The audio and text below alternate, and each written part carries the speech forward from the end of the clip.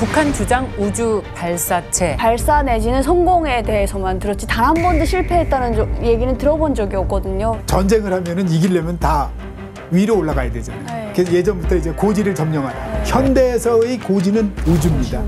네. 그러니까 우주를 점령하는 사람이 전쟁에서 이긴다는 거예요. 오늘의 주제와 관련한 이미지를 가지고 왔는데요. 먼저 함께 보시죠. 어디서 많이 본 것 같지 않습니까? 많이 본 것 같습니다. 우리 그 미국 나라 나사의 로고랑 비슷하게 생겼어요. 거의 똑같네요. 맞아요. 북한판 나사로 꼽히는 국가우주개발국의 로고입니다. 최근에서 북한이 주장하고 있는 북한 주장 우주 발사체가 발사되면서 정말 전 세계의 주목을 받았습니다.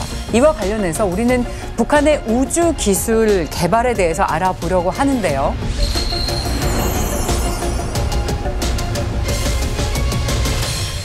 북한의 우주 기술 개발 이야기 함께 해주실 분 모셨습니다. 오늘의 마스터 장영근 한국항공대 교수입니다. 교수님 어서 오십시오.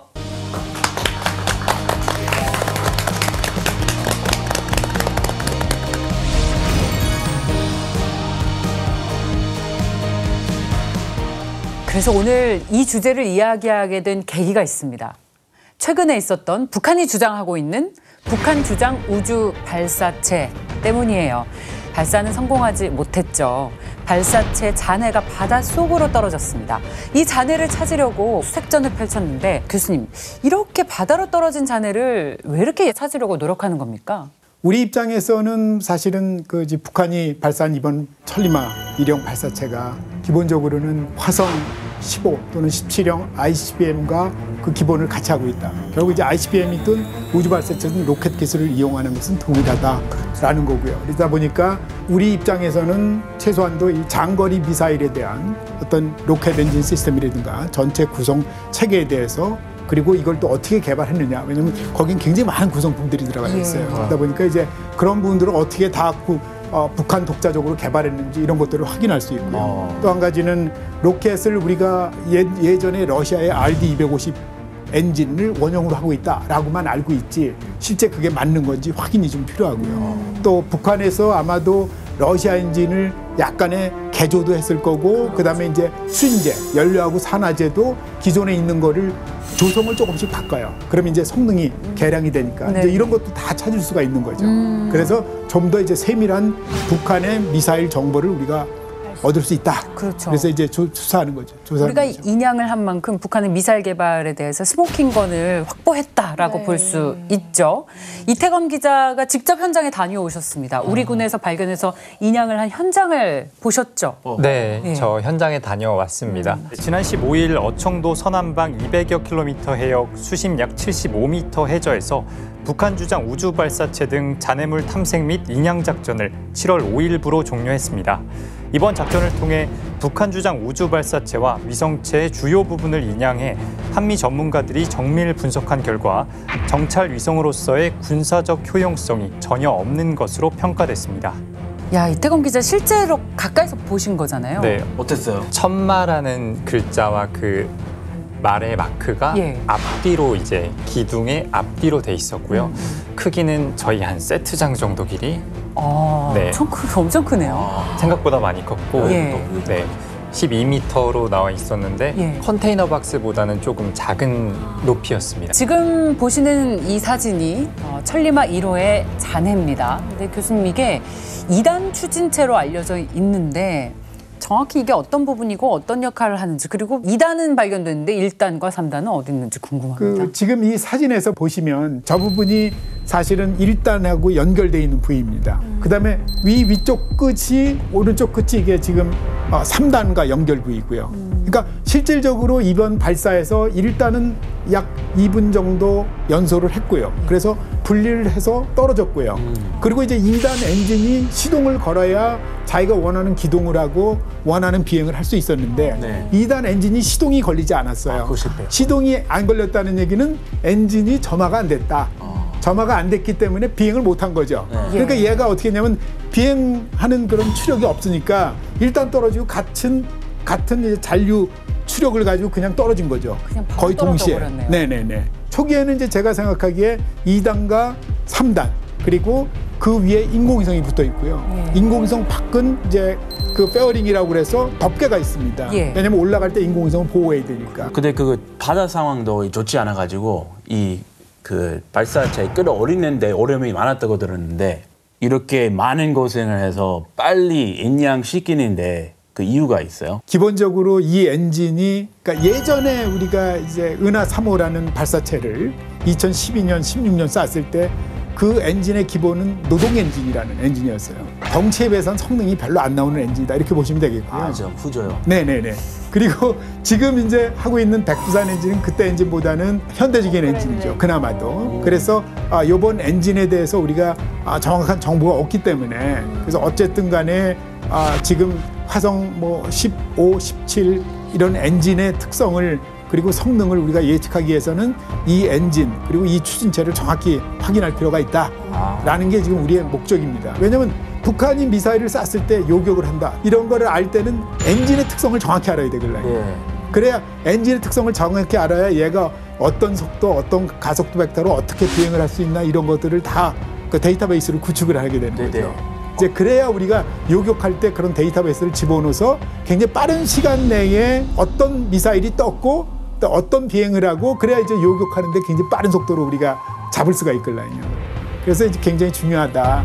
그러니까 이제 멀리 미국에서까지 와가지고 굉장히 들여다보고 있는 거죠. 천리마 1형은 지금까지 북한이 축적해온 백두산 엔진, 그러니까 ICBM 개발 관련해서 기술의 총합이다. 이렇게 볼 수 있고 그래서 그 엔진을 확보하는 게 더욱 중요한 것 같습니다. 자, 그럼 북한의 우주 개발이 어떻게 여기까지 온 것인지 이제 본격적으로 들어가 보도록 하겠습니다.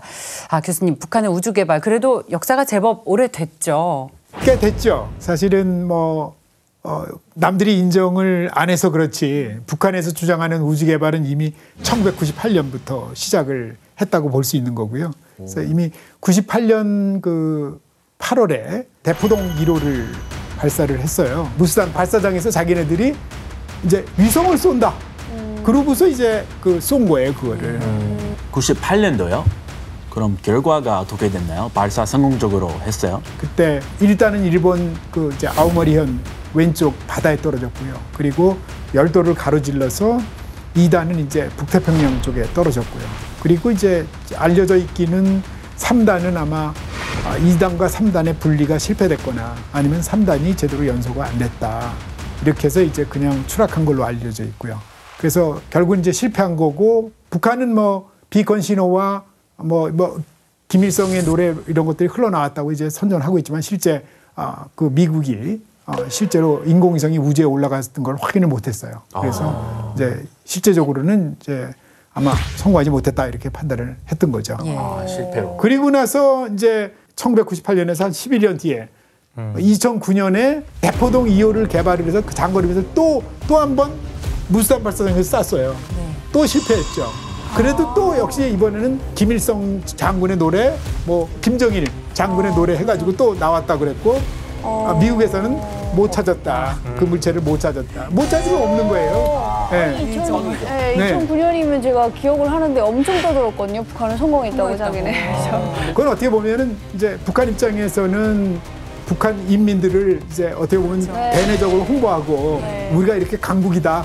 우리가 인공위성 발사도 한다 이런 거를 홍보하는 거지 실제 뭐 외국에서 뭐 못 쐈다 이런 건 아무 관심 없는 거예요. 그런가 보다. 그러니까 이제 저는 그 당시에는 그 대포동 1호, 2호 이제 이때는 분명히 제가 이제 이렇게 얘기를 하는 거죠. 이건 장거리 미사일 개발을 위한 발사였다. 교수님, 그럼 2012년과 2016년 등에 계속 발사가 이어졌는데 이 시기에 북한의 발사체 기술 수준은 어느 정도였다고 그러니까 해석할 수 있습니까? 실제로 이제 2009년에 그렇게 동해 발사 쏘고요. 그리고서 이제 동해 발사장에서는 사실 적외도 위성을 쏘려면 대부분 다 남북으로 쏴요. 남북으로 돌게. 그러니까 이제 거기서는 쏠 수가 없다. 그래가지고 어떻게 했냐면 이제 서해 동창리 발사장을 이제 만든 거죠.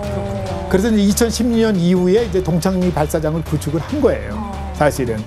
그러고서 이제 2012년에 이제 4월에 발사를 하겠다고 시도한 게 이제 은하 3호고요. 그게 이제 대포동 2호의 이제 증진판입니다. 그래서 이제 그 은하 3호를 4월에 쏜다고 그러고 그 당시에는 해외 외신 기자를 100여 명을 초청을 했어요. 초청을 해서 맞아요. 실제로 동창리 발사장에서 발사된 모습도 보여주고 여기다 이렇게 거치를 해서 하는 모습도 보여줬고요. 그리고 인공위성도 공개를 했어요. 무게는 100kg. 그리고 이제 지구 관측을 한다. 그 당시만 해도 군 정찰위성이라는 용어는 안 썼고요. 그리고 이제 다양한 앞으로 자기네들이 위성 사업과 그 다음에 발사체를 개발할 계획이다. 이런 얘기를 했고 나다라는 것도 그 와중에 이제 탄생을 한 거죠. 2013년에 원래는 그 전에 2009년까지는 조선 공간우주기술위원회라는 걸 만들어서 거기서 이제 이런 걸 주관을 했는데 2012년에 은하 3호 발사체를 쏘고 4월에 근데 그 실패했어요. 그때도 1단과 2단에 문제가 있어가지고 1단만 해서 2단이 떨어졌지 못해가지고 그냥 폭발해버린 거고요. 그리고 나서 8개월 뒤에 2012년 12월에 쐈죠. 그래서 성공했어요. 그리고 그때는 미국도 인정을 했어요. 올라간 걸 찾았걸랑요. 그게 이제 광명성 3호입니다. 그래서 올라가서 얘가 이제 현재 고도도 뭐 정확하게 자기들이 원하는 고도는 500km 고도의 원형 궤도를 얘기를 했는데 실제로 저희가 처음에 봤을 때는 약 한 500 뭐 한 10에서 470km 이렇게 왔다 갔다 했어요. 그러니까 그 얘기 무슨 얘기냐면 발사체가 아직도 정밀도가 떨어지는 거죠. 정확하게 투입을 못해가. 요새 발사체는 뭐 내가 500km에 올린다 그러면 거의 500km에 거의 정확하게 들어가요. 발사체에 실렸던 위성은 어떤 거예요? 특별히 기억나는 게 별로 없는데 위성 기술은 어느 정도였다고 평가할 수 있죠? 저는 그 당시에도 그냥 아마 해상도가 거의 뭐 한 100m, 200m급의 아주 저해상도, 뭐 지구 관측이라고 하다 보면 이제 포괄적으로 이제 볼 수 있는 수준. 보통 우리가 이제 예를 들면 해상도가 1m라는 건 해상 우주에서 바라봤을 때 크기가 가로 세로가 1m인 물체를 하나의 픽셀 점으로 볼 수 있는 거예요.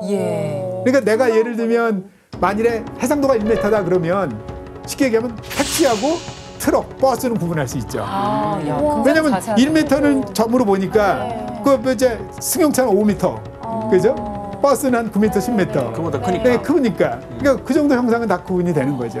흥미로운 그럼 정보네. 북한의 해상도는 어느 정도 된다고 볼 수 있나요? 그 당시에는 어쨌든 뭐 해상도라는 개념도 이렇게 얘기할 수 없을 정도로 이제 그랬고 실제로 12월에 쐈는데 이제 올라갔어요. 올라갔는데 북한 입장에서는 분명히 영상을 찍었으면 보여줬을 거예요. 왜냐하면 쇼를 해야 될 거 아니야. 우리가 이렇게 했다는 걸 보여줘. 왜냐하면 아무도 안 믿으니까. 그렇죠? 근데 안 보여줬죠. 근데 이제 계속해서 이제 문제가 있었던 거예요. 그러니까 이제 제가 보기에도 인공위성을 전혀 컨트롤을 못 하고 있어요. 그러니까 이제 보통은 이제 궤도가 우리가 원하는 방향으로 안 가면은 이제 컨트롤도 할 수 있게끔 이제 그렇게 해줘야 되는데 그런 게 안 되는 거죠. 자, 작년에 북한이 서울과 인천을 촬영한 위성 사진을 공개했습니다. 근데 보시다시피 화질이 썩 좋아 보이지는 않습니다.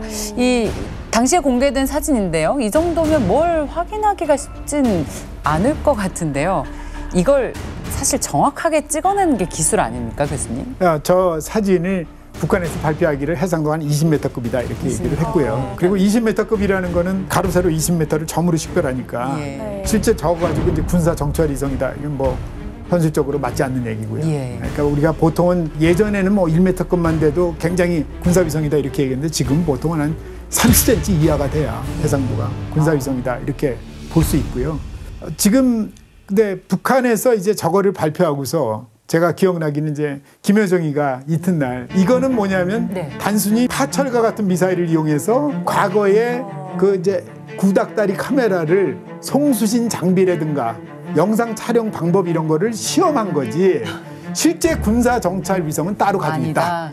이렇게 발표를 했어요. 이번에 발사된 만리경 1호는 군사 정찰 위성이라고 북한이 공개를 했는데 이전보다 기술이 좀 발전했을까요? 지난번에 사진을 보여준 거 보면은 아마 이제 한 무게는 한 200-300kg 이상 될 것 같아요. 그리고 태양 전지판도 이렇게 육각형 형상으로 돼 있고 이렇게 네 군데에서 펼쳐지면 그만큼 이제 파워를 많이 쓴다는 얘기는 분명히 이제 카메라 성능이 증진했다는 거고요. 그러다 보니까 제가 보기에는 아마도 한 1m급은 모르더라도 한 1m에서 5m급 정도의 해상도를 갖지 않나 이렇게 지금 보고 있고요. 근데 실제 제가 의문이 많은 게요. 실질적으로 이거를 만들 때 굉장히 전자 부품 이런 것들을 네. 다 국내에서 개발하는 게 우리도 어려워요. 그렇죠. 그러니까 상당히 많은 부분들을 이제 여러 나라에서 구매를 해서 쓰는 것이 일반적이다 이렇게 보는 거고요. 네. 그럼 이제 제가 보기엔 이제 북한이 결국은 이런 제재를 받고 있는 상황에서 어떻게 공급을 하냐 이게 이제 의문이에요. 맞습니다. 제가 보기에는 아마 이제 그 상당 부분 해외에서 어떤 식으로든 제재를 뚫고 획득을 해서 그 전자 부품들을 사용했을 거다라는 게 이제 제가 예측하는 거죠.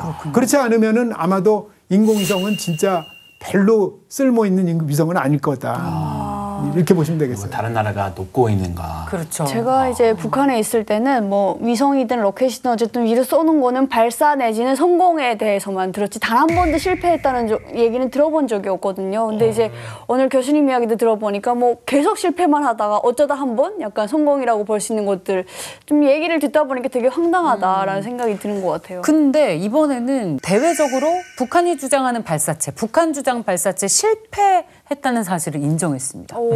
상당히 이례적이었죠. 네, 6월 19일 북한이 관영 매체를 통해 노동당 중앙위원회 전원회의 결과를 보도하면서 우주 발사체에 대해 간과할 수 없는 결함들도 있었다.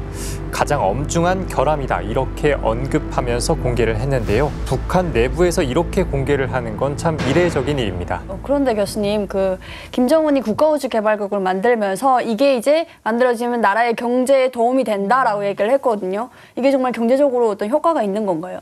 사실은 이제 우주 기술이 많은 파생 기술들을 가지고 있어요. 그래서 현재 굉장히 많이 쓰이죠. 네. 일반인들도 많이 접촉할 수 있고. 예를 들면 실제 우주에서 항법 위성을 쏴놨기 때문에 우리가 자동차에 그 내비게이션 달고서 하잖아요. 그건 다 우주에서 있는 항법 위성으로부터 데이터를 받는 겁니다. 내비. 네. 거기 안에 그 GPS 수신기가 있어요. 그 안에. 그래서 거기서 인공위성이 쏴준 데이터를 우리가 받아서 그래서 플랫폼에 연결해가지고 우리가 위치를 확인할 수 있는 거죠. 뭐 이런 것들은 뭐 대표적인 케이스고요. 뭐 얼마 전에 예를 들어서 뭐 우리가 인터넷이 잘 안 되는 곳이 세계 각국에 많아요. 그래서 일론 머스크가 하는 것 중에 하나가 뭐냐면 스타링크라고 그래서 그걸 가지고 통신위성을 12,000기를 올려놓고 그걸 가지고 뭐 미국 전역뿐만 아니고 전 세계를 거의 빈틈없이 고성능 통신을 할 수 있게끔 이제 그렇게 지금 만들고 있는 거죠. 예. 순수한 목적으로도 많이 했어요. 네네. 그렇죠. 그러니까 뭐 실질적으로 우주 기술이 우리 일반인들이 모르지만 그렇죠. 뭐 다 쓰이고 있는 거죠. 그런데 북한이 이야기하고 있는 우주 개발에 대한 세계의 시각 어떻겠습니까? 좋지 않습니다. 왜냐하면 우주 개발보다는 미사일 개발로 보고 있기 때문이고 반면에 북한은 여기에 대해서 아니 다들 우주 개발하는데 왜 우리만 못하게 하냐라고 주장을 하고 있는 거거든요. 결론적으로 말씀드리면은 여태까지 북한이 ICBM까지 지금 굉장히 빠른 속도로 개발을 진전해 왔어요. 그런데 이제 북한이 김정은이가 지금 보는 건 뭐냐면 이겁니다. 네. 사실 핵심은 뭐냐면은 예. 우리가 이렇게 타격 무기 체계를 개발을 했고 쉽게 얘기하면 주먹을 이제 다 갖추고 있는 거예요. 맞습니다. 근데 이제 문제는 뭐냐면 이 주먹을 쓸 때 만일에 눈이 안 보이는 사람이 권투를 하면 주먹은 센데 이 정확히 때리지 못하잖아요. 사실 급소를 쳐야 상대방을 때려눕히는데 결국 이제 그런 걸 위해서는 결국은 진짜 예를 들면 내가 때려야 할 곳에 대한 정보가 필요한 겁니다. 그러니까 이제 지금 계속해서 얘기하는 게 군사 정찰 위성을 쏘면 결국은 이제 미국의 군사 시설이 있는 괌, 그다음에 일본, 그다음에 남한, 뭐 예를 들면 평택. 실제로 뭐 항공기 가지고는 감 정찰을 못해요. 이런 부분을 정보를 얻을 수가 못 들어가니까 남의 나라는. 그러니까 우주는 누구나 다 도울 수 있걸랑요. 주목만 있고 네. 그 지역에 대한 정보만 없으니까. 그렇죠, 그렇죠. 그냥 그러니까 이제 위로. 결국은 이제 뭐냐면 이제는 우리는 주목을 어느 정도 갖췄다. 이제는 내가 이제 정확한 눈만 갖추면은 누구도 무섭지 않다. 미국도 이제 이런 자만심이야. 그래서 군사 정찰 위성을 갖겠다. 정밀 거죠. 폭격을 위한 네. 이런 주장을 하고 있는 거죠. 그런데 중요한 건 이태검 기자. 북한의 위성 개발은 안보리 제재 대상이잖아요. 네, 맞습니다. 유엔 안보리는 2006년 북한의 1차 핵실험에 따른 대응으로 채택한 대북제재 결의 1718호 5항을 통해 탄도미사일 프로그램 관련 모든 활동을 금지한다고 명시했는데요. 당시 한미일 3국은 이 조항이 인공위성을 탑재한 장거리 로켓도 탄도미사일에 이용될 수 있기 때문에 북한의 로켓 발사가 인공위성이든 미사일이든 안보리 결의 위반이라고 해석을 했습니다. 이후 2009년에 대북제재 1874호와 2013년 2087호를 추가해서 탄도미사일 기술을 사용한 어떤 추가 발사도 금지한다며 문구를 더욱 구체화하기도 했습니다. 사실 이렇게까지 온 건 자업자득 같다는 생각이 듭니다. 교수님 안 그런가요? 뭐 그렇죠. 기본적으로 민간에서 우리가 우주 발사체를 산업화를 위해서 개발을 한다. 그렇게 해가지고 완전히 원래 탄도미사일 개발과는 어떻게 보면 이제 흐름이 다른 흐름으로 개발을 했어야 되는데 이걸 개발하면서 사이사이 이걸 이제 필요에 의해서 넣다 보니까 다 이제 얘네들 무조건 탄도미사일 개발하는 거 이렇게 된 거죠. 그러니까 세계적으로 이제 대부분 서방국에서는 결국 이제 불법이다. 이제 이렇게 얘기를 하고 있는 거고요. 그거에 대해서 북한은 억울하다. 왜 자꾸 이중잣대 들이대냐 이렇게 얘기를 하는 거죠. 그러니까 출발이 그랬기 때문에 가지고 있는 한계입니다. 사실 북한이 꾸준히 우주 발사체만 발사했다 해도 우리가 북한이 진짜 우주의 꿈을 실현하기 위해 노력하는 것인가 의심할 판인데 우리가 더 의심을 하게 된 것이 이태범 기자, 이 북한이 주장하는 우주 발사체를 발사하고 또 비슷한 시기에 핵실험이 이어지는 상황이 여러 번 겹치지 않았습니까? 네, 맞습니다. 2006년 7월 동해상으로 미사일을 발사하고 그해 10월 1차 핵실험을 했고요. 2009년 4월에는 은하 2호를 발사하고 5월에는 2차 핵실험, 또 그다음 2012년도에도 12월에 은하 3호를 발사하고 석 달쯤 지난 다음해 2월에 3차 핵실험을 진행했습니다. 광명성호도 2016년 1월에 4차 핵실험을 한 뒤 한 달 뒤에 발사가 됐습니다. 이후에도 현재까지 탄도미사일 개발이 계속되는 상황입니다. 국제사회의 시선이 곱지만 않습니다. 실제로 북한이 지난 2016년 광명성 4호를 발사할 당시에도 인공위성 개발 목적이라고 주장을 했습니다. 그런데 어땠습니까? 분석을 해보니까 이건 위성 발사 목적보다는 미사일 개발용이었습니다. 이렇게 결론이 났었는데 왜 이때 이런 결론이 났었는지 박사님의 이야기를 직접 듣고 싶습니다. 그러니까 그게 무슨 얘기냐면 사실은 이제 페어링이 이제 위성을 보호하는데 일반적으로 보면은 거기에 보면은 이제 페어링이라는 게 뭐 이제 올라갈 때 많은 열을 받기 때문에 열에 대한 보호라든가 엄청난 진동을 받기 때문에 진동에 대한 보호 이런 것들을 다 이제 하는데 그런 페어링을 만드는 그 기술 수준이 우리가 전문가 입장에서 보면 상당히 낮아요. 그러니까 이거 제대로 안 했다 이렇게 이제 얘기를 하는 거고요. 사실 북한이 인공위성을 개발하려면은 인공위성이 우주에서 작동을 하잖아요. 근데 실제 미사일이나 우주 발사체도 우주에서 작동하는데 불과 몇 분밖에 작동을 안 해요, 우주에서. 근데 인공위성은 보통 수명이 짧아도 2, 3년, 길면 10년. 10년 동안 우주에서 작동을 하려면은 얼마나 어려운 기술이 많이 들어가겠어요. 우주는 온도도 아주 극한적으로 마이너스 뭐 180도에서 플러스 180도 이상 막 올라가요. 그다음에 더 큰 문제는 방사능이 굉장히 많다. 그 방사능이 많다는 얘기는 모든 전자제품이 방사능에 뭐 조금 맞으면 다 죽어요. 쉽게 얘기하면. 그래서 이제 제가 말씀드리는 게 북한 입장에서는 그런 것까지 다 견디면서 전자품을 만들 수가 없다. 그러면 분명히 어디선가 구해온다. 이제 구매를 할 때라도 어디선가 어떤 식으로든 구매를 한다. 이렇게 보는 거죠. 북한이 다음 위성도 곧 발사하겠다는 계획을 밝혔고 국제사회가 여전히 우려하는 부분은 북한의 우주 개발이 결국에는 군사력으로 이어지는 게 아니냐는 건데 교수님 이 부분은 어떻게 보십니까? 우주라는 것은 곧 이제 군사력하고 직결되는 문제다. 이렇게 보시면 되겠고요. 그래서 왜냐하면 사실 우리가 전쟁을 하면은 이기려면 다 위로 올라가야 되잖아요. 그래서 예전부터 이제 고지를 점령하라. 아시죠? 그 정도로 이제 고지를 점령하는 것이 곧 전쟁의 승리를 얘기하기 때문에 현대에서의 고지는 우주입니다. 네. 그러니까 우주를 점령하는 사람이 전쟁에서 이긴다는 거죠. 언덕이 아니라 그렇죠. 우주다. 네. 결국은 뭐냐면 우주를 점령하기 위해서 다들 이제 노력을 하는 거고요. 그래서 군사적으로 굉장히 중요하다. 이 김정은이도 그걸 아는 거예요. 이제는 우주 부분에 대해서. 이제는 인민들한테 우리도 이런 걸 한 번씩 할 때마다 보여주면 굉장히 동조를 많이 하겠죠. 사실 내부적으로는 불만이 많을 텐데. 그래서 아마 정치적인 요소도 꽤 있다 이렇게 보시면 되겠습니다. 그 요즘 국제사회가 돌아가는 현실을 보면 좀 우려가 되는 게 이 한국과 미국, 일본이 점점 더 연대를 강화하고 있고 반면에 북중러가 맞서는 이른바 또다시 냉전 어떤 구도가 형성되는 거 아니냐라는 얘기도 있는 만큼 러시아나 중국의 위성 기술이 북한으로 갈 수도 있지 않을까요? 이것도 우리가 지금 걱정해야 합니까? 적어도 제가 보기에는 그 러시아와 중국이 생각처럼 북한을 그런 기술을 쉽게 주는 것 같지는 않아요. 그러니까 제가 알기로는 그런 기술을 안 주고요. 근데 북한이 그러면 지금까지 우주 기술, 그러니까 뭐 로켓이든 발사체든 뭐 탄도미사일이든 ICBM이든 이런 기술들 어떻게 발전해 왔냐. 처음에는 다 사서 기술을 뺏기고 그다음에 그 역 설계 기술이라고 그러죠. 리버스 엔지니어링이라는 걸 하고요. 그다음에 지금까지 개발한 최근에 한 10여 년 동안 개발한 미사일 같은 걸 보면 거의 다 형상으로 봐서는 때로는 중국 거, 때로는 러시아 거, 어떤 경우는 미국 거 거의 흡사합니다. 그래서 결국은 이제 북한이 그 수많은 자료를 뒤져가면서 그러면서 역설계로 대부분 개발을 하고 있다. 이렇게 보시면 돼요. 근데 제가 이제 의문시하는 거는 위성은 어떻게 할 거냐. 왜냐하면 위성은 진짜로 전장품이 많이 들어가고요. 사기가 어렵다라는 거죠.